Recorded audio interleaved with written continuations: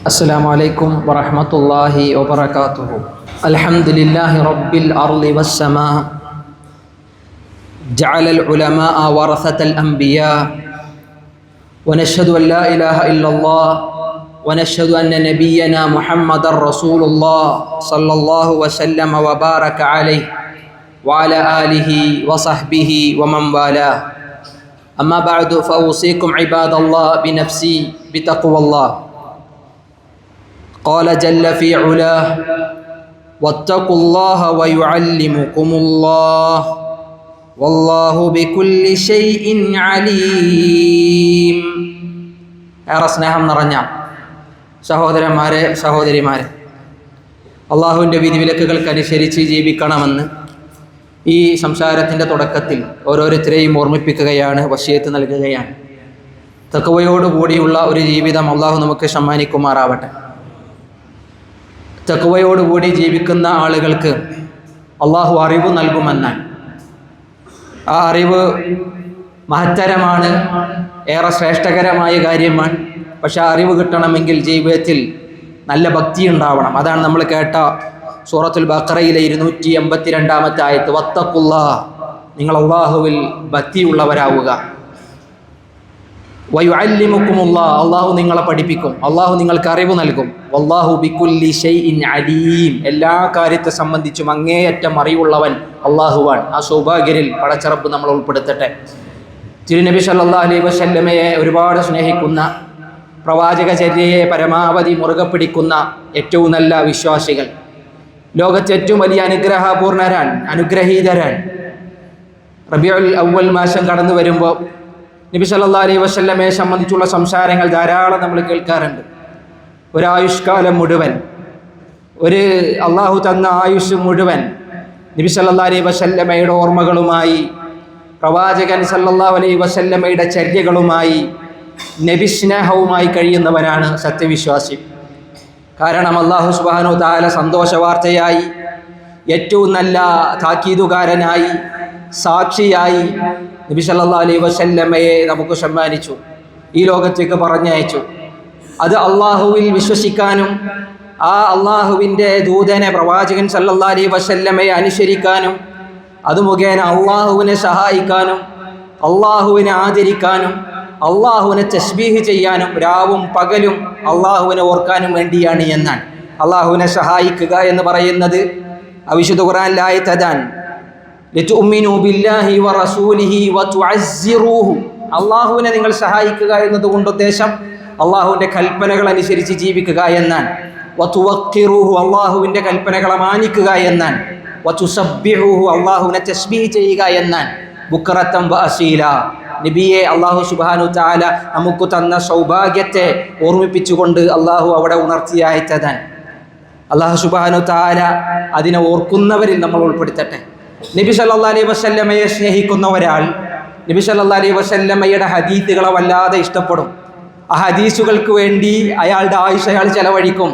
നബിയുടെ ഹദീസുകളെ ലോകത്തിന് കേൾപ്പിക്കാൻ ഒരുപാട് പണ്ഡിതന്മാർ അവരുടെ ആയുസ്സുകൾ ചെലവഴിച്ചത് ചരിത്രത്തിൽ നമുക്ക് കാണാനാകും. മഹാപണ്ഡിതന്മാർ നബി സല്ലല്ലാഹു അലൈഹി വസല്ലമയുടെ ഓരോ ചലനങ്ങളെയും, നബി സല്ലല്ലാഹു അലൈഹി വസല്ലമയുടെ ഓരോ വചനങ്ങളെയും, നബി സല്ലല്ലാഹു അലൈഹി വസല്ലമയുടെ ഓരോ നിശബ്ദമാർന്ന നിമിഷങ്ങളെയും ഒപ്പിയെടുത്ത് സമൂഹത്തിലേക്ക് എത്തിച്ച മഹാപണ്ഡിതന്മാർ അള്ളാഹുവിൻ്റെ പ്രവാചകൻ്റെ അനന്തരാവകാശികളാണ്. ആ അനന്തരാവകാശികളിൽ നമുക്ക് എടുത്തു പറയാവുന്ന, നമ്മൾ കേട്ടിരിക്കേണ്ട, മനസ്സിലാക്കേണ്ട ഒരു ചരിത്രമാണ് മഹാനായ ഇമാം മാലിക് റഹ്മത്തുള്ളാഹി അലൈഹിയുടെ ചരിത്രം.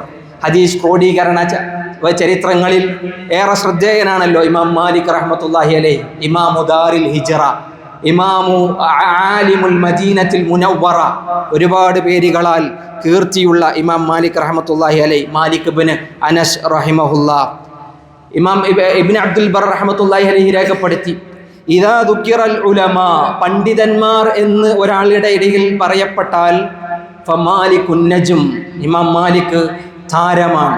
ഇമാം മാലിക് അവരുടെ കൂട്ടത്തിൽ ഒരു വെട്ടിത്തിളങ്ങുന്ന നക്ഷത്രം പോലെയാണ്. സമൂഹത്തിന് ഒരുപാട് നന്മകൾ നൽകിയ മഹാപണ്ഡിതൻ. ഇമാം മാലിക്കിൻ്റെ കുടുംബ പാരമ്പര്യം പറയുമ്പോൾ പണ്ഡിത കുടുംബമാണ്, മുഹദ്ദിസീങ്ങളായിരുന്നു. അദ്ദേഹത്തിൻ്റെ വല്ലിപ്പമാർ, അദ്ദേഹത്തിൻ്റെ കാരണവന്മാർ അദ്ദേഹത്തിൻ്റെ 2 പിതൃവ്യന്മാർ, അദ്ദേഹത്തിൻ്റെ ബാപ്പ മിൻ അലാമിൽ മുഹദ്ദിസീൻ, ലോകമറിഞ്ഞ മഹാമുഹദ്ദിസുകളുടെ കൂട്ടത്തിൽപ്പെട്ട ആളുകളാണ്.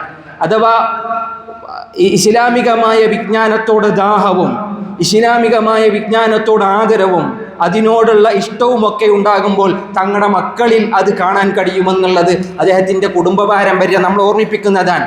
അറിവിനോട് സ്നേഹം വെച്ച് പുലർത്തുമ്പോഴാണ് അറിവിനെ ഇഷ്ടപ്പെടുന്ന മക്കൾ നമ്മുടെ ചുറ്റുപാടും വളർന്നു വരുന്നതെന്ന ഓർമ്മ നമുക്കുണ്ടാവണം. ഇമാം മാലിക്കിൻ്റെ ഉമ്മ അങ്ങനെയാണ്.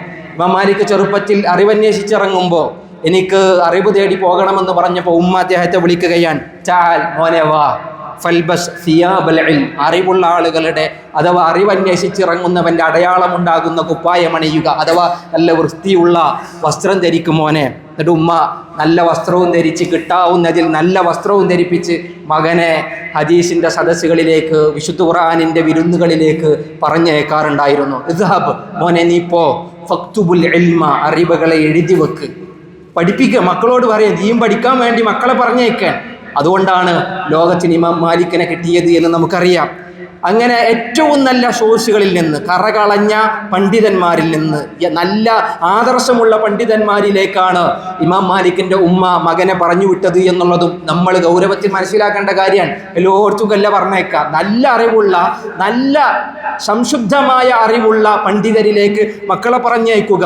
അന്നത്തെ ഏറ്റവും അറിയപ്പെട്ട പണ്ഡിതൻ റബീഅത്ത് ഇബ്നു അബി അബ്ദുറഹ്മാൻ, അന്നത്തെ ഏറ്റവും വലിയ ഫഖീഹാൻ, നല്ല കർമ്മശാസ്ത്രം അറിയുന്ന നല്ല പണ്ഡിതനാണ്. അദ്ദേഹത്തിൻ്റെ അരികിലേക്കാണ് മകനെ പറഞ്ഞയച്ചത്. എന്നിട്ടൊരു ഉപദേശം കൂടി കൊടുത്തു, തഅല്ലം, മോനെ നീ പഠിക്കണം, ഹദീസുകൾ വായിക്കണം, നബി സല്ലല്ലാഹു അലൈഹി വസല്ലമയുടെ ചരിത്രമൊക്കെ വായിക്കണം, പഠിക്കണം, നബിയുടെ ഹദീസുകളിൽ സമയം ചെലവഴിക്കണം. പക്ഷേ അറിവ് ഇൽമ് നേടുന്നതിന് മുന്നേ അല്ലേ അദ്ദേഹത്തിൽ നിന്ന് നീ പഠിക്കേണ്ടത് അദബാണ്. റബീഅയുടെ മര്യാദകളെ, ഒരു പണ്ഡിതൻ്റെ ജീവിതത്തിൽ നിങ്ങൾ മനസ്സിലാക്കേണ്ട സ്വഭാവ ഗുണങ്ങളെ, സംസ്കാരങ്ങളെ, ബഹുമാനങ്ങളെ, ആദരവുകളൊക്കെ മനസ്സിരുത്തി എങ്ങനെ പഠിക്കണമെന്ന് അവരിൽ നിന്ന് നീ അദബ് മനസ്സിലാക്കുക മകനെ എന്ന ഉപദേശമാണ്. ഏറ്റവും നല്ല സൽസ്വഭാവിയായി, ലോകത്തിന് സംസ്കാര സമ്പന്നനായി, പ്രവാചക ഹദീസുകളിൽ ആയുസ് ചെലവഴിച്ച ഇമാം മാലിക്, റസൂലുള്ളാഹി സ്വല്ലല്ലാഹു അലൈഹി വസല്ലമയെ സ്നേഹിച്ച പ്രവാചക അനുചരന്മാരിൽ ഏറ്റവും നല്ല വ്യക്തിത്വമായി നമുക്ക് കാണാൻ കഴിയും. അറിവിന് അദ്ദേഹം ദാഹിക്കുമായിരുന്നു. അറിവിന് അദ്ദേഹം ഒരുപാട് പരിശ്രമങ്ങൾ നടത്തുമായിരുന്നു. ചുട്ടുപൊള്ളുന്ന വെയിലൊന്നും അദ്ദേഹത്തിന് അറിവ് തേടുന്നതിൽ തടസ്സമായില്ല. അദ്ദേഹം പറഞ്ഞു, കുന്തു ആറ്റി നാഫിഅൻ നിസ്ഫൻ നഹാർ, നാഫിൻ്റെ അരികിൽ ഞാൻ നട്ടുച്ചക്ക് വരാറുണ്ട്. നാഫി എന്ന് പറഞ്ഞു കഴിഞ്ഞാൽ മൗല ഇബ്നു ഉമർ റളിയല്ലാഹു അൻഹുവിൻ്റെ സേവകനായി നിലകൊണ്ടിരുന്ന മഹാപണ്ഡിതനാണ്. താബിഈകളിൽ അഗ്രഗണ്യനാണ്. ഒരുപാട് ഹദീസുകളുള്ള മഹാപണ്ഡിതനാണ്. നാഫിയിനെ ഞാൻ കാത്തു നിൽക്കും. നട്ടുച്ചക്ക് പൊരിവയിലത്ത് നാഫിയിൽ നിന്ന് അറിവ് നേടാൻ വേണ്ടി റഹിമഹുല്ലാ ഞാൻ അദ്ദേഹത്തിൻ്റെ വഴികളിലേക്ക് ചെല്ലും. വമാ തുദുല്ലിമി ശജറു മിനശംസി ഇലാ ഖുറൂജിഹി, ഒരു സദസ്സിൽ വെച്ച് അറിവ് പകർന്നു കൊടുത്ത ആ സദസ്സിൽ നിന്ന് ഇറങ്ങുമ്പോൾ ആ സദസ്സ് പിരിയുന്നത് വരെ ആ വെയിലത്ത് ഒരു തണലുമില്ലാതെ, ഒരു മരത്തണലുമില്ലാത്ത ആ നട്ടുച്ച വെയിലിൽ ഞാൻ അദ്ദേഹത്തെ കാത്തിരിക്കും. ഇങ്ങോട്ട് പുറത്തേക്ക് ഇറങ്ങിക്കഴിഞ്ഞ് കഴിഞ്ഞാൽ കുറച്ച് സമയം അദ്ദേഹത്തെ സ്വതന്ത്രനായി ഇങ്ങനെ നടക്കാൻ വിടും. അങ്ങനെ സുമ്മ ഉസല്ലിം അലൈഹി, കുറച്ച് കഴിഞ്ഞിട്ട് ഞാൻ അദ്ദേഹത്തിൻ്റെ പിറകെ പോകും.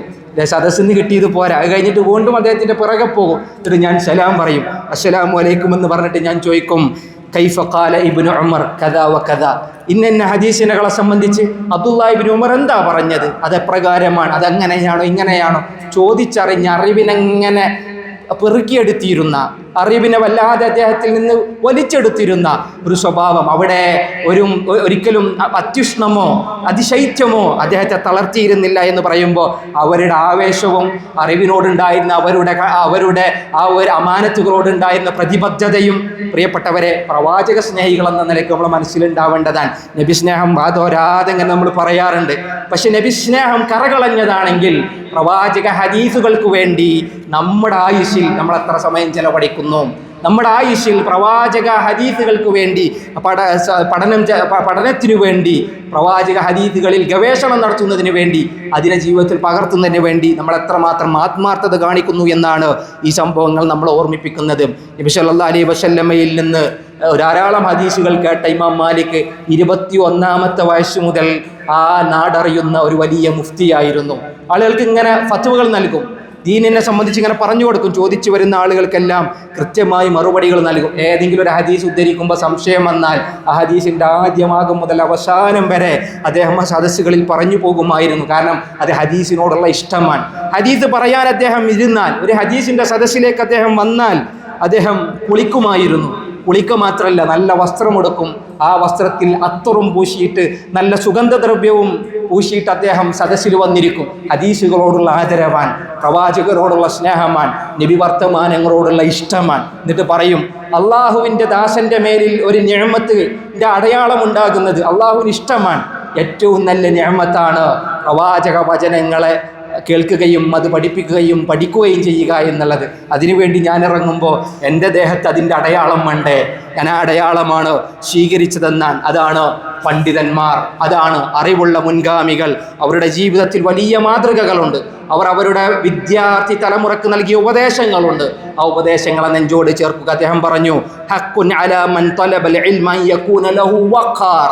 അറിവന്വേഷിച്ചിറങ്ങുന്നവൻ, ഖുർആൻ പഠിക്കാൻ, ഹദീസ് കേൾക്കാൻ വന്നിറങ്ങുന്നവൻ്റെ ജീവിതത്തിൽ ഒരു ഗാംഭീര്യം വേണം. അതിങ്ങനെ തോന്നുമ്പോൾ ഇങ്ങനെ എടുക്കാന്നല്ല, അതിനൊരു ഗാംഭീര്യം വേണം. അവൻ്റെ ജീവിതത്തിൽ ഒരു വഖാറത്ത് വേണം, സെക്കീന, ഒരു ശാന്തത വേണം. എല്ലാം പെട്ടെന്ന് കിട്ടണമെന്നല്ല, ഒരു സമാധാനം വേണം. ആകെ ദേഷ്യം പിടിച്ച് അതല്ലെങ്കിൽ വികാരം കൊണ്ടിട്ടല്ല അറിവ് നേടേണ്ടത്. ശാന്തമായി സമാധാനമായി, വഹശിയ, പടച്ചോനെ പേടിയും വേണം, അള്ളാഹുവിനെ ഭയവും വേണം.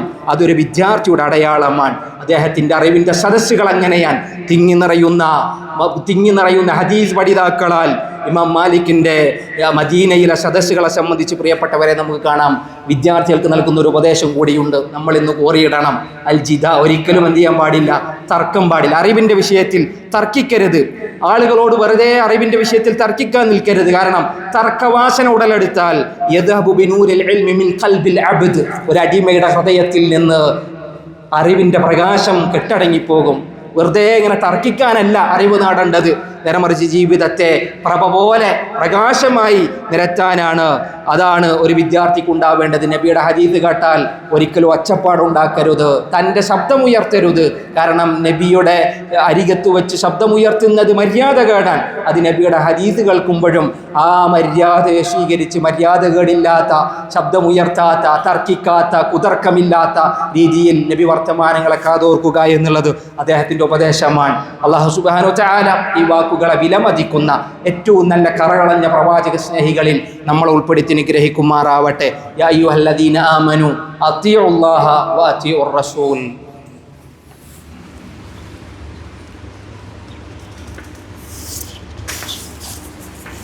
അൽഹംദുലില്ലാഹി വഹദ വസ്സലാത്തു വസ്സലാമു അലാ മൻ ലാ നബിയ ബഅദ വഅലാ ആലിഹി വസഹ്ബിഹി അജ്മഈൻ. അമ്മാ ബഅദ്. വിശ്വാസികളെ, ഇമാം മാലിക് റഹ്മത്തുള്ളാഹി അലൈഹിയുടെ പ്രവാചക ഹദീസ് ക്രോഡീകരണത്തിലെ ഏറ്റവും സുപ്രധാനമായ ചില സംഭവങ്ങളെ എടുത്തുദ്ധരിക്കുകയായിരുന്നു നമ്മുടെ ഇന്നത്തെ സംസാരം. നബി സല്ലല്ലാഹു അലൈഹി വസല്ലമയുടെ സ്നേഹം ആ പ്രവാചക ചര്യകളെ ജീവിതമായി സ്വീകരിക്കുന്നതിലാണ് കൃത്യമായി ഓരോ വിശ്വാസിയും പുലർത്തി പോരേണ്ടതും. കാരണം അത് ഈമാനിൻ്റെ ഭാഗമാണ് എന്ന് തിരിച്ചറിവാൻ. മാത്രവുമല്ല, അറിവ് നേടുന്ന ആളുകൾക്ക് ഉണ്ടാവേണ്ട ഒരു ഗുണം, എല്ലാവർക്കും ഇങ്ങനെ ഫത്വ കൊടുക്കുന്ന ഒരു രീതി അതൊരിക്കലും ശരിയായ ഒരു കാര്യമല്ല. ആളുകളൊക്കെ ചോദിച്ചാലും എല്ലാവരടുത്തൊന്നും മറുപടി സ്റ്റോക്കാൻ അതല്ല. പണ്ഡിതന്മാർ ഇമാം മാലിക് റഹ്മത്തുള്ളാഹി അലൈഹിയോടൊക്കെ ഒരാൾ ഫത്വ ചോദിച്ചു വന്നാൽ ഫത്വ നൽകൽ ഒരു അമാനത്തായി കണ്ടവരാണ് പണ്ഡിത ലോകം. ഒരാൾ സംശയം ചോദിച്ചു വന്നാൽ ആ സംശയത്തിന് മറുപടി പറയുന്നത് പണ്ഡിതന്മാരാണ്. പക്ഷെ ആ പണ്ഡിതന്മാർ കാണിക്കുന്ന സൂക്ഷ്മത ഇന്ന് പല ആളുകൾക്കില്ല. ആരെന്ത് ചോദിച്ചാൽ അതിൻ്റെ അടുത്തുണ്ടല്ലോ എന്നുള്ള കോലത്തിലാണ് ആളുകൾ മുഴുവൻ മുഫ്തിമാരാവുന്ന ഒരു വലിയ ദുരന്തത്തിൻ്റെ കാലങ്ങളിലൂടെയാണ് നമ്മൾ കടന്നു പോകുന്നത്. ഇമാം മാലിക് റഹ്മത്തുള്ളാഹി അലൈഹി പറഞ്ഞു, ഏറ്റവും നല്ല നിലക്ക് ഫത്വ അല്ലെങ്കിൽ അറിവ് എന്ന് പറയുന്ന ഒരു അമാനത്തായി കാണുക, അള്ളാഹുവിൽ ഭയപ്പെടുക. ഇമാം മാലിക്കിനോട് ഒരാൾ വന്ന് ഒരു മസ്അലയിൽ ഒരു സംശയം ചോദിച്ചു. ഇമാം മാലിക് പറയില്ല, ഉഹ്സിനുഹ, എനിക്കറിയില്ല. അയാൾ വന്ന് പറയാൻ, ഞാൻ എത്ര ദൂരം യാത്ര ചെയ്തിട്ടാണ് മദീനയിലേക്ക് വന്നത്, ഇത്ര ദൂരം യാത്ര ചെയ്തും ആ പണ്ഡിതൻ്റെ അടുത്തേക്ക് വന്നിട്ട് നിങ്ങൾ എനിക്ക് നൽകുന്ന മറുപടി ലാ ഉഹ്സിനുഹ എന്നാണോ എന്നാണ്. ഇമാം മാലിക് റഹ്മത്തുള്ളാഹി അലൈഹി പറഞ്ഞു, എനിക്കറിയില്ല. നീ നിന്റെ സമൂഹത്തോട് പോയി പറ, ലഫാഖ്ബിർ ഖൗമക അന്നി ലാ ഉഹ്സിനുഹ, നിന്നോട് ആൾക്കാർ ഏൽപ്പിച്ചതാണല്ലോ, ആ നാട്ടിൽ ചെന്ന് നീ പറ, നീ ചോദിച്ച വിഷയത്തിൽ എനിക്ക് മറുപടിയില്ല എന്ന്. കാരണം അറിവില്ലാത്ത കാര്യം അറിയില്ല എന്ന് പറയലാണ് പണ്ഡിതന്റെ ധർമ്മം. മാത്രമല്ല, ഒരു ഫത്വ ചോദിച്ച ഒരാളോട് ആ മറുപടി നൽകുമ്പോൾ ആദ്യം ഇമാം മാലിക് പറഞ്ഞ വാക്കിതാണ് മാഷാ അല്ലാഹ് ലാ ഖുവത ഇല്ലാ ബില്ലാഹ്. മാഷാ അല്ലാഹ് ലാ ഖുവത ഇല്ലാ ബില്ലാഹ്. ഇതൊന്നും എൻ്റെ അറിവല്ല, അല്ലാഹു സുബ്ഹാനഹു വ തആലയുടെ കഴിവും അവൻ്റെ ശക്തിയുമായിട്ടാണ് ഒരു കാര്യത്തെ നമുക്ക് അറിയാനും മനസ്സിലാക്കാനും നമ്മുടെ ബുദ്ധി പാകപ്പെടുന്നത്, അതിന് നമുക്ക് സാഹചര്യം ഒരുങ്ങുന്നത്. ഒരു വിഷയത്തിൽ ഫത്വ പറയുമ്പോൾ അവർ കാണിച്ച സൂക്ഷ്മത അവരുടെ വാക്കുകളിൽ കാണാം. ഫത്വ പറഞ്ഞ് അവസാനിപ്പിക്കുമ്പോൾ പറയും അല്ലാഹു അഅലം. ഇപ്പം ഞാൻ പറഞ്ഞൊന്നല്ല, ഇതിനെ സംബന്ധിച്ച് ഏറ്റവും കൂടുതൽ അറിയുന്നവൻ അള്ളാഹുവാണ് എന്ന ഓർമ്മപ്പെടുത്തലുകളാണ്. ഇമാം മാലിക് റഹ്മത്തുള്ളാഹി അലൈഹി ഇതുപോലെ ഒരു റബീഉൽ അവ്വൽ മാസത്തിലാണ് മരണപ്പെട്ടതെന്ന് ചില ചരിത്രരേഖകളിൽ കാണാം. റസൂലുള്ളാഹി സ്വല്ലല്ലാഹി അലൈഹി വസല്ലമയുടെ മകൻ ഇബ്രാഹിം അന്തിയുറങ്ങുന്ന ഖബറിൻ്റെ അരികിലാണ് ഇമാം മാലിക് റഹ്മത്തുള്ളാഹി അലൈഹി മദീനയിൽ മറമാടപ്പെട്ടതെന്നും ചരിത്രരേഖകളിൽ കാണാം. പ്രിയപ്പെട്ടവരെ, ഓരോ ഓർമ്മകളും ജീവിതത്തിൽ നമുക്കുള്ള പല ഓർമ്മപ്പെടുത്തലുകളാണ്. നമ്മുടെ ജീവിതത്തെ നല്ല നിലക്ക് കൊണ്ടുവരാനുള്ള നല്ല പാഠങ്ങളാണ്. ആ പാഠങ്ങളെ ജീവിതത്തിൽ എടുത്തണിയുക. ഇഖ്ലാസോടുകൂടി കാര്യങ്ങൾ അള്ളാഹുവിലേക്ക് ഏറ്റവും നല്ല വിനീതരാവുക. അള്ളാഹു അനുഗ്രഹിക്കുമാറാവട്ടെ. അള്ളാഹു സുബ്ഹാനഹു വ തആല നമ്മുടെ തിന്മകൾ വിട്ടുപുറത്ത് മാപ്പാക്കി തരുമാറാവട്ടെ. പ്രവാചകനെ സ്നേഹിക്കുന്ന, പ്രവാചകന്റെ ഹദീസുകൾക്ക് വേണ്ടി അല്ലാതെ ആഗ്രഹിക്കുന്ന ഒരു മനസ്സ് അള്ളാഹു നമുക്ക് നൽകി അനുഗ്രഹിക്കുമാറാവട്ടെ. അള്ളാഹു സുബ്ഹാനഹു വ തആല ഏറ്റവും നല്ല പ്രവാചക സ്നേഹികളിൽ റബ്ബേ നീ ഞങ്ങളെ ഉൾപ്പെടുത്തണേ. അറിവ് റബ്ബേ നീ ഞങ്ങൾക്ക് വർദ്ധിപ്പിച്ച് നൽകണേ. ആ അറിവ് ജീവിതത്തിൽ പകർത്താനുള്ള തൗഫീഖ് നൽകി അനുഗ്രഹിക്കണേ. അല്ലാഹുമ്മ അദിം അലാ ദൗലത്തിൽ ഇമാറാത്തി ഇസ്സഹാ വനസ്റഹാ واستقرارها وازدهارها وخيرها ورخاءها. اللهم احفظ شيخ محمد بن زايد رئيس الدولة بحفظك وكن له عونا وسندا وبارك في عمره وعمله. اللهم وفقه ونوابه وولي عهده الأمين. اللهم احفظ شيخ محمد بن راشد بحفظك واللهم بارك في عمره وعمله. اللهم وفقه وولي عهده ونوابه وإخوانه حكام الإمارات وأولياء عهودهم لما تحبه وترضى. اللهم ارحم الشيخ زايد وشيخ راشد والخادة المؤسسين وشيخ مكتوم وشيخ خليفة وشيخ حمدان وشيوخ الإمارات الذين انتقلوا إلى رحمتك وادخلهم بفضلك فصيح جناتك. اللهم اشمل شهداء الوطن برحمتك وغفرانك. اللهم ارحم المسلمين والمسلمات الأحياء منهم والأموات. عباد الله اذكروا الله العظيم الجليل يذكركم واشكروه على نعمه يزدكم وأقم الصلاة.